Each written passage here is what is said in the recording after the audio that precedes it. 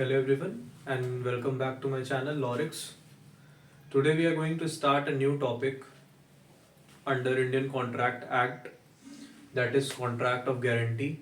Indian Contract Act के under special contract दिया हुआ है और स्पेशल कॉन्ट्रैक्ट में कॉन्ट्रैक्ट ऑफ गारंटी भी है, इंडेमनिटी है और प्लेज है, ये सारी चीज़ें दी हुई हैं वहाँ पे। तो कॉन्ट्रैक्ट ऑफ गारंटी जो है वो इंडियन कॉन्ट्रैक्ट एक्ट में कहाँ है?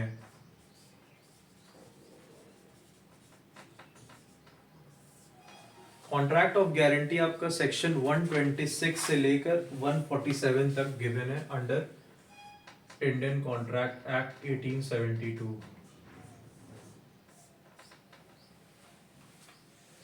कॉन्ट्रैक्ट ऑफ गारंटी जो है वो बहुत ही आसान टॉपिक है अगर देखें तो। अगर अभी सेक्शन पे ना जाकर हम सीधा कॉन्सेप्ट समझने की कोशिश करें कि कॉन्ट्रैक्ट ऑफ गारंटी है क्या, इसमें कितनी पार्टीज होती हैं, कितने तरीके के कॉन्ट्रैक्ट हैं और वो पार्टीज का आपस में रिलेशन क्या है एक दूसरे के साथ। जैसे इसमें 3 पार्टीज हैं, अगर सपोज दैट, जो कि 3 पार्टीज हैं इसमें, और 3 पार्टीज में आपस में भी कुछ रिलेशन होगा, यानी कि इन तीनों पार्टीज में आपस में कोई रिलेशन होगा थ्रू एनी कॉन्ट्रैक्ट, प्रॉमिस, और वो रिलेशन देखेंगे और किस प्रकार लाइबिलिटी है एक दूसरे के लिए, ये सब चीजें, सारी चीजें देखेंगे तो हमें कॉन्ट्रैक्ट ऑफ गारंटी समझ में आ जाएगा। तो कॉन्ट्रैक्ट ऑफ गारंटी को समझने के लिए एक ट्रायंगल के थ्रू हम समझने की कोशिश करेंगे, बहुत इजी हो जाएगा ऐसे।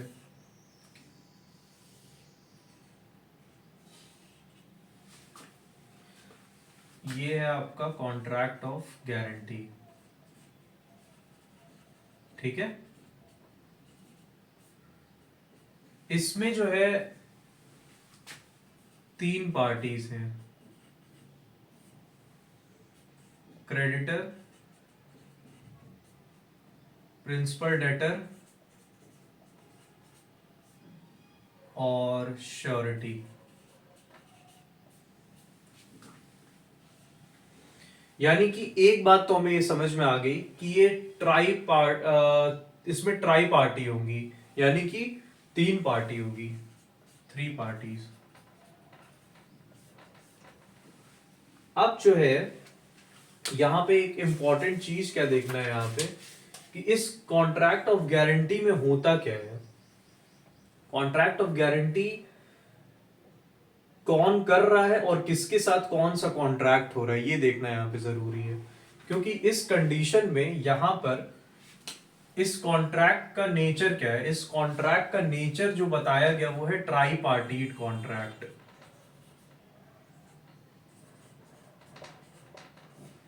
इसमें 3 पार्टी होंगी और 3 तरीके के कॉन्ट्रैक्ट भी होंगे। सबसे पहला कॉन्ट्रैक्ट तो यहां पे होगा क्रेडिटर और प्रिंसिपल डेटर के बीच में, एक ओरिजिनल कॉन्ट्रैक्ट।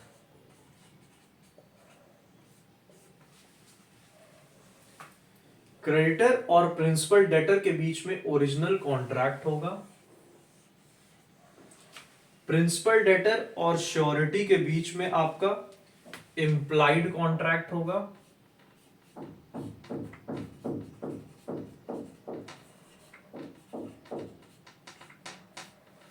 और क्रेडिटर और श्योरिटी के बीच में आपका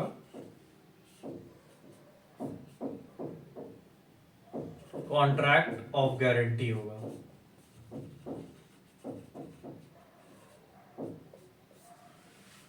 यानी कि यहां पे 3 कॉन्ट्रैक्ट भी हमें देखने को मिल रहा है। एक ओरिजिनल कॉन्ट्रैक्ट होगा क्रेडिटर और प्रिंसिपल डेटर के बीच में, एक कॉन्ट्रैक्ट होगा प्रिंसिपल डेटर और श्योरिटी के बीच में, और एक कॉन्ट्रैक्ट होगा क्रेडिटर और श्योरिटी के बीच में, जो कि कॉन्ट्रैक्ट ऑफ गारंटी है।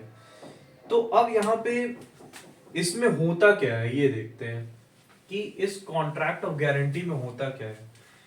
तो इस कॉन्ट्रैक्ट ऑफ गारंटी में अगर आसान शब्दों में हम समझें तो सपोज दैट प्रिंसिपल डेटर जो है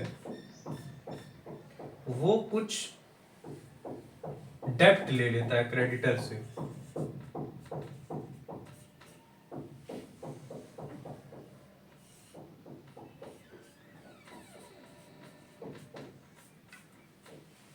सपोज दैट प्रिंसिपल डेटर जो है वो क्रेडिटर से डेप्ट ले लेता है या फिर प्रॉमिस कर लेता है परफॉर्मेंस का किसी लाइबिलिटी को डिस्चार्ज करने के लिए। एक मिनट, यहां पे देखिए प्रिंसिपल डेटर जो है क्रेडिटर से एक डेप्ट ले लेता है या फिर उससे कोई वादा कर देता है कि मैं ये चीज परफॉर्म कर दूंगा, यानी कि कोई ऐसा परफॉर्मेंस का वादा कर देता है, प्रॉमिस कर लेता है इससे। एक तो डेप्ट कर देता है, एक तो डेप्ट ले लेता है क्रेडिटर से, या फिर किसी प्रॉमिस के परफॉर्मेंस का वादा कर देता है क्रेडिटर के साथ। तो इस कंडीशन में क्या होगा, और इसी सेम कंडीशन में एक थर्ड पर्सन है जो कि है श्योरिटी। श्योरिटी का मतलब ही हो गया कि इसने कोई एश्योरेंस दिया है क्रेडिटर को, ठीक है, इसने गारंटी ली है प्रिंसिपल डेटर के उस डेप्ट की जो उसने क्रेडिटर से लिया है। प्रिंसिपल डेटर ने क्रेडिटर से डेप्ट लिया और इस डेप्ट की श्योरिटी जो है, इस श्योरिटी ने क्रेडिटर को दे दिया कि अगर इन केस प्रिंसिपल डेटर जो है डिफॉल्ट करेगा पेमेंट में तुम्हारे इस डेप्ट का, तो मैं उसका पैसा जो है वो चुका दूंगा। इस बात का जो है एश्योरेंस श्योरिटी ने क्रेडिटर को दे दिया, और वो कॉन्ट्रैक्ट ऑफ गारंटी होगी इन दोनों के बीच में कि इन केस अगर प्रिंसिपल डेटर अपना परफॉर्मेंस नहीं कर पाता है प्रॉमिस का, तो मैं उसका परफॉर्मेंस करूंगा। तो कुल मिला के ये कॉन्ट्रैक्ट ऑफ गारंटी है जिसमें कि श्योरिटी जो है वो प्रिंसिपल डेटर के उस डेप्ट का एश्योरेंस क्रेडिटर को दे दिया कि इन केस अगर प्रिंसिपल डेटर डिफॉल्ट करेगा तो उसका पेमेंट जो है वो मैं करूंगा। अब ये देखें कि इसका इफेक्ट क्या है।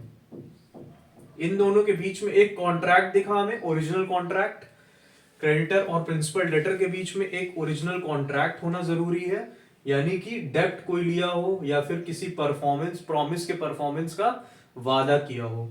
और एक जो है कॉन्ट्रैक्ट ऑफ गारंटी यहां हो जा रहा है श्योरिटी और क्रेडिटर के बीच में, क्योंकि श्योरिटी प्रिंसिपल डेटर के इस डेप्ट का जो है एश्योरेंस दे दिया है क्रेडिटर को। तो कॉन्ट्रैक्ट ऑफ गारंटी इन दोनों के बीच में बन रही है, श्योरिटी और क्रेडिटर के बीच में। और एक तीसरा कॉन्ट्रैक्ट भी यहां बनता हुआ दिखेगा हमें, प्रिंसिपल डेटर और श्योरिटी के बीच में। आखिर श्योरिटी इसको एश्योरेंस दे रहा है इसके डेप्ट का, तो क्यों दे रहा है? इसका कोई बेनिफिट भी तो होगा इसमें, कि ऐसे ही बस दे दिया कि हाँ लाओ तुम पैसा उधार ले लो और मैं तुम्हारा पैसा चुका दूंगा। नहीं, इन दोनों के बीच में एक इम्प्लाइड कॉन्ट्रैक्ट है। इम्प्लाइड कॉन्ट्रैक्ट ये माना जाता है, ऐसा नहीं है कि अगर जो है इसने डिफॉल्ट कर दिया इसके पेमेंट में तो इसने इसका पेमेंट कर दिया क्रेडिटर का प्रिंसिपल डेटर की जगह, और फिर जो है श्योरिटी जो है अब इससे क्लेम करेगा अपना पैसा। यानी कि इसका इफेक्ट क्या होगा कि प्रिंसिपल डेटर ने डेप्ट लिया क्रेडिटर से, श्योरिटी ने इसका पेमेंट कर दिया, श्योरिटी ने क्या कर दिया, इसका पेमेंट कर दिया।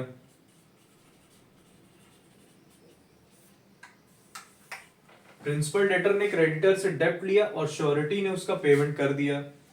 अब श्योरिटी जो है वो रिप्लेस कर लेगा क्रेडिटर से, यानी कि श्योरिटी अब क्रेडिटर के पोजीशन पे चला जाएगा, ठीक है। Surety will step into the shoes of creditor, और श्योरिटी की जगह बदल के यहां आ जाएगी। अब जो है श्योरिटी प्रिंसिपल डेटर से वो अमाउंट क्लेम करेगा जो इस, क्योंकि इसने इसका पैसा इसको दे दिया था जब इसने डिफॉल्ट किया।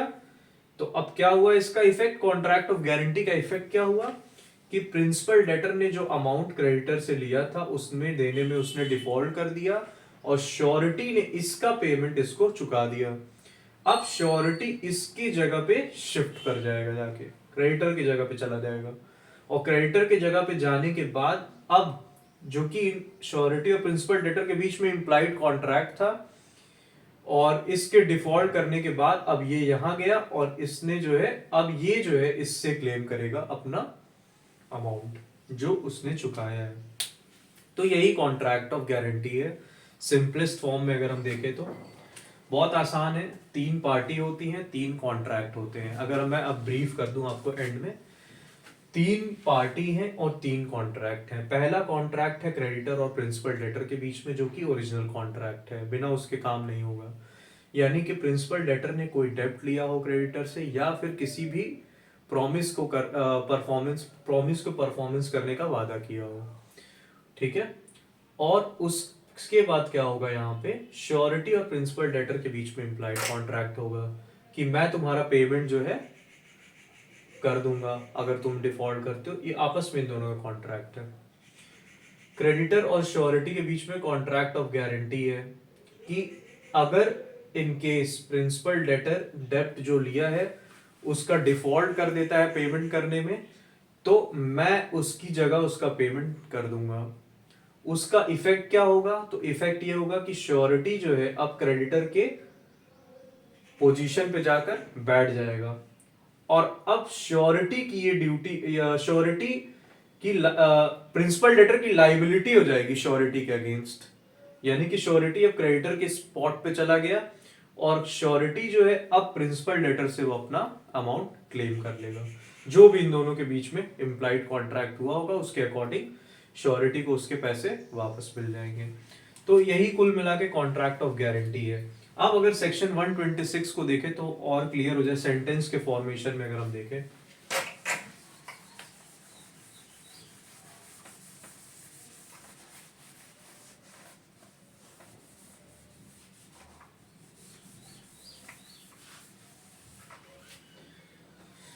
सेंटेंस के फॉर्मेशन में देखते हैं, according to section 126 contract of guarantee is a contract of guarantee is a contract to perform a promise, a contract to perform the promise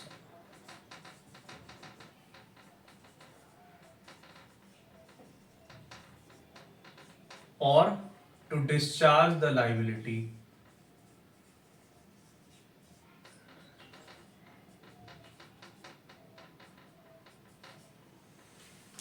A contract of guarantee is a contract to perform the promise or discharge the liability of a third person